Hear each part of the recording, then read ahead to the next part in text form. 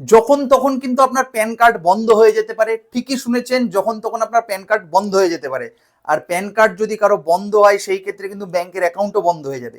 কারণ আপনাদের যদি আধার কার্ডের সঙ্গে প্যান কার্ডের লিঙ্ক না থাকে তাহলে কিন্তু আপনাদের 2026-এর মার্চ মাসের পর থেকে যখন তখন প্যান কার্ড বন্ধ হয়ে যাবে। কি করে চেক করবেন যে আপনার আধার কার্ড প্যান কার্ডের সঙ্গে লিঙ্ক আছে নাকি?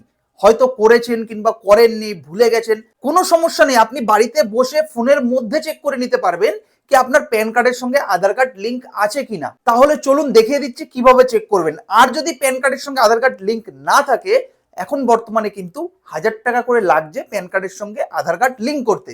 সেটাও কিন্তু আমি পরবর্তীতে ভিডিওতে দেখিয়ে দেবো কিভাবে আপনারা বাড়িতে বসে প্যান কার্ডের সঙ্গে আধার কার্ডে যদি লিঙ্ক না থাকে করতে পারবেন। চলুন ফার্স্টে দেখিয়ে দিই কিভাবে আপনারা স্ট্যাটাস চেক করবেন।